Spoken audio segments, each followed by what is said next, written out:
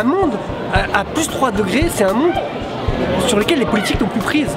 Là, il y a une urgence ultime.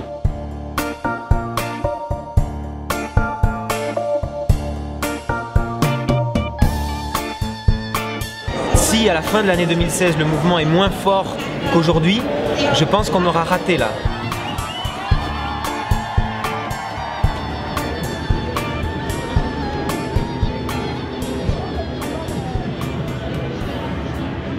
Juste avant la COP, on a analysé tous les engagements qui étaient posés sur la table par l'ensemble des pays.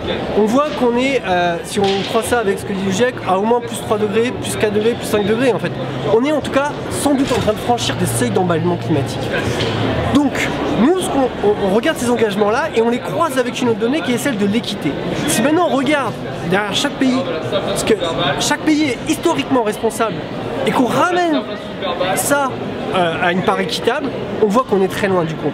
On voit que pour tenter de stabiliser le climat, parce qu'on parle de tenter de stabiliser le climat, hein, c'est un jeu de probabilité, il faudrait à minima que les pays développés réduisent leurs émissions de gaz à effet de serre de 50% d'ici 2020, 75% d'ici 2030 et être quasiment à plus d'émissions de fossiles en 2030. Essayons de comprendre ce que ça veut dire, 50% dans 5 ans. C'est changer totalement d'économie, c'est revoir en profondeur l'agriculture, les transports, les accords commerciaux, c'est remettre tout ça à table. En gros, c'est faire un effort qui est comparable à une économie de guerre. Sauf que là, c'est pour construire une économie de paix. Et aujourd'hui, il n'y a rien dans le texte qui permet d'enclencher ces mesures-là. Les gamins qui naissent aujourd'hui, en 2015, qui vont avoir, qui vont vivre jusqu'à 80 ans, ils vont voir le début de la fin de l'humanité si on ne fait rien. Et je crois qu'il faut aller le dire aux citoyens, de dire cette urgence-là, elle n'est pas négociable.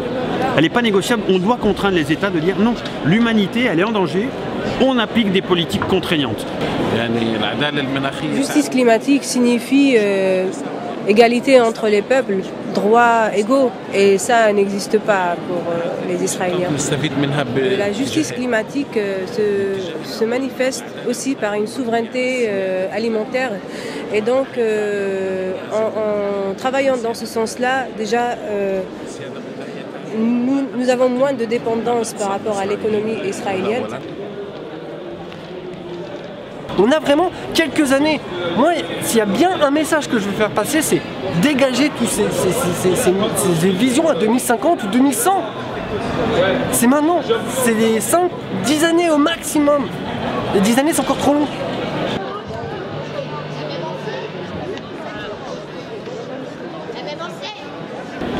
All of the important stuff, emissions reductions commitments, financial commitments, is not legally binding.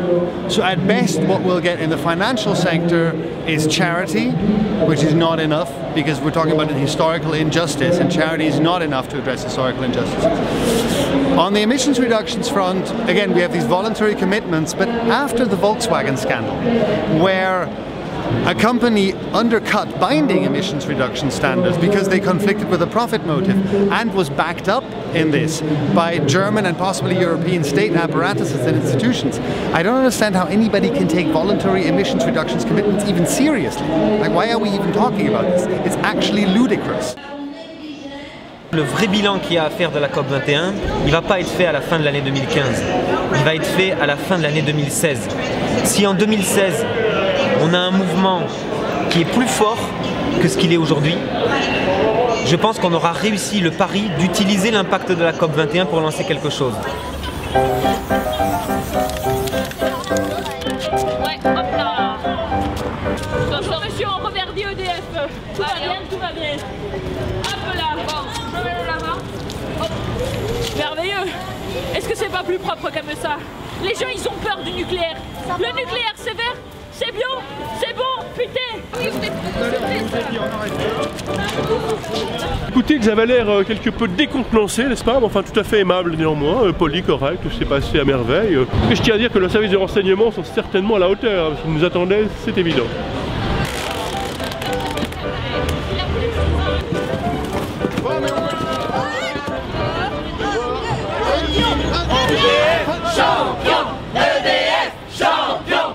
l'agriculture est responsable grosso modo de la moitié des émissions de gaz à effet de serre.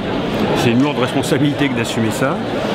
Il y a des agricultures qui sont responsables de beaucoup plus que ça, et des agricultures qui, elles, protègent plutôt le climat. C'est-à-dire avec l'agriculture paysanne, avec des échanges qui vont plutôt sur des marchés locaux. On mange de tout partout, donc autant produire de tout partout. Nous serons effectivement la seule réponse possible après le chaos. Quand il n'y aura plus d'électricité, quand il n'y a plus quand toute leur robotisation, etc., leur artifice ne sera plus possible, nous avons encore nos mains, nous avons la terre, nos savoir-faire, et la vie continue. La vie continue dans ce sens-là, donc nous on perd jamais espoir. En agriculture on ne peut pas perdre espoir. Tant qu'on a les terres, l'eau, tant qu'on a nos savoir-faire, on ne peut pas perdre espoir. Il y a 15 ans il n'y avait pas une seule AMAP en France. Aujourd'hui il y en a 1600. 1600. Il faut bien voir ça, c'est qu'il y a un mouvement qui se crée. Nous, notre boulot, le mouvement, c'est de l'accélérer en fait. Tout est sur la table aujourd'hui. And I think that's exactly what movements have to do now. They have to say, look, climate justice isn't going to be delivered from above, it has to be fought from below. C'est plus simplement l'expertise du GIEC qui dit que, etc. Mais les gens mettent du concret sur les conséquences futures et sur des initiatives ponctuelles, plus ou moins individuelles, pour lutter contre le réchauffement.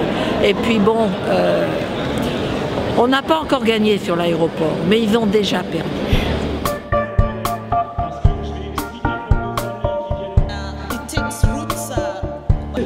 Les négociations continueront pendant que nous serons dans la rue, mais nous aurons nos lignes rouges et notre rassemblement sur le Champ de Mars pour dire à quel point nous, société, nous avons aussi notre expertise.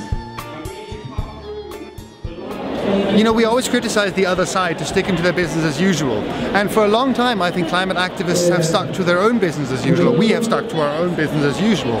And I would say there's an evolution in the movement where folks are realizing we need to work in broader coalitions on the one hand, and on the other hand, we need to escalate our actions. We need to step up the game because climate change is escalating, and if we don't escalate against it, then in a way we're talking the same talk as the COP.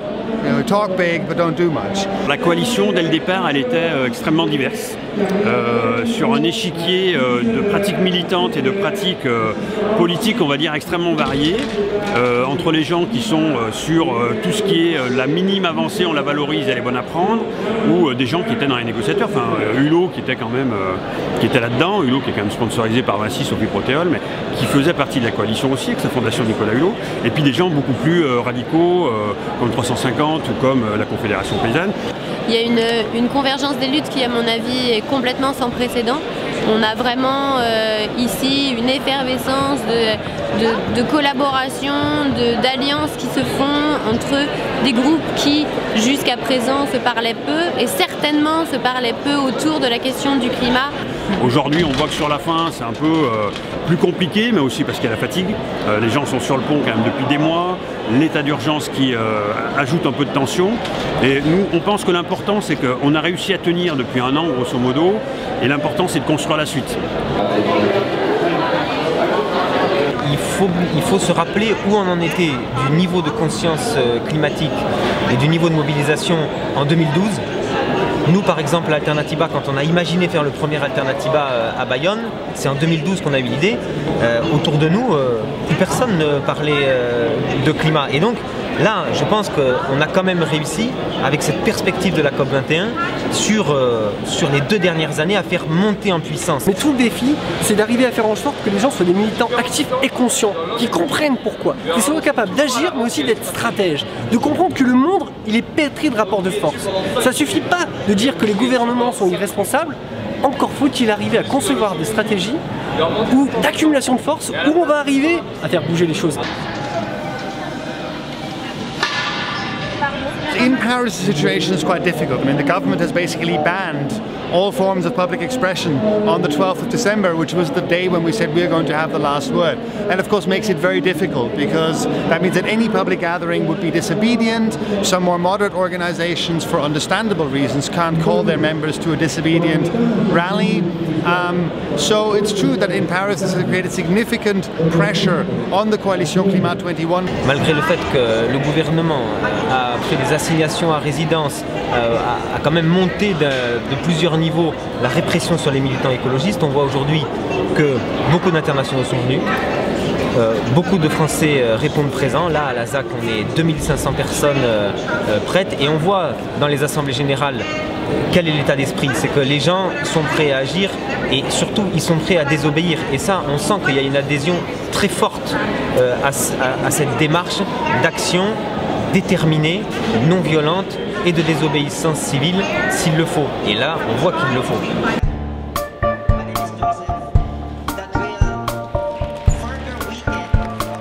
We're going to converge at a secret location at 12 o'clock. Come in pairs because you can't be more than 2 people with a banner, a political message, without being a demonstration. So probably most of you know as well that there's been a state of emergency and they tried to cancel the red lines. They banned demonstrations and said we couldn't do our action. But we're going to get around the action. Who wants to still take action? Who wants to still take disobedient action? But to do all this, we probably need to be trained. Put your hand up if you've already been to a Red Lines training. So quite a few people. Luckily for those of you who haven't, there's still time. Tomorrow will be the last trainings. When there are moments of shock, sometimes we lose confidence in what we know, in the importance of our alternatives. And I believe that the French government has taken advantage of people's grief, of people's fear, to keep them in their homes, and it has to stop. It has to stop. We will not win anything if we do not defend our rights to be in the streets, our right to organize, and on December 12th at 12 noon, let's take back the streets.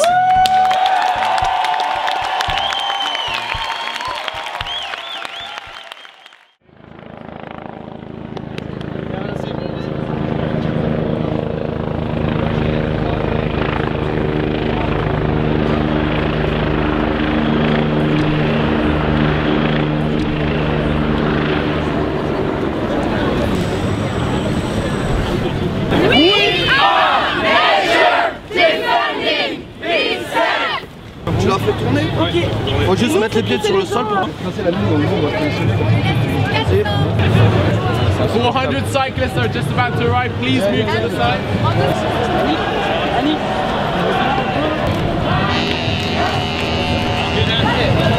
This way. What I read in the last week, it just was blah blah with no serious consequences for countries who wouldn't cut their emissions. Malgré les interdits, malgré les complications, on a énormément de capacité d'adaptation et c'est joli ce qui se passe aujourd'hui. Attention au courant d'air. C'est de l'énergie renouvelable, c'est bien.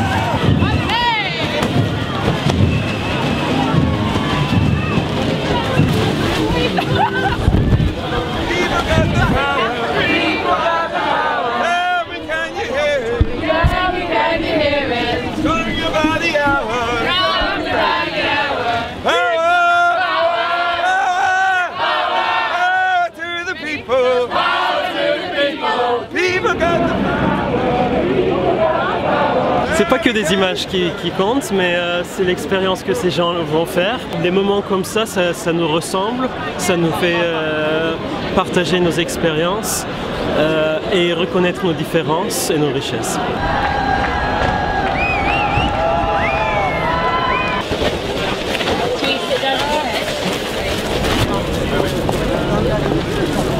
Alors je voulais rentrer et il y a eu de la discrimination parce que j'avais mon nez. Ils m'ont demandé ma pièce d'identité que je n'ai pas ramenée, je leur ai donné mon nom mais ils m'ont fait quand même partir. Voilà. On se tient les mains et on ne lâche pas les mains surtout, super important. Ne lâchez pas les mains. En tout, il va y avoir 9 chaînes humaines qui sont constituées et qui vont faire des traverses sur le Champ de Mars. Là, l'accord, il devrait dire comment on réorganise le commerce, comment on réorganise le transport. Et c'est pas ça. Donc il va falloir vraiment qu'on se batte dans les mois qui viennent. D'une certaine façon, ils nous laissent pas le choix en fait. Tout repose sur nous maintenant. C'est vraiment... Sans haine, sans armes, sans violence, sans haine, sans armes. Ce mouvement ne fait que commencer. Nous serons de plus en plus nombreux. On reste debout, on reste mobilisés, on ne lâche rien. On lâche tout le monde.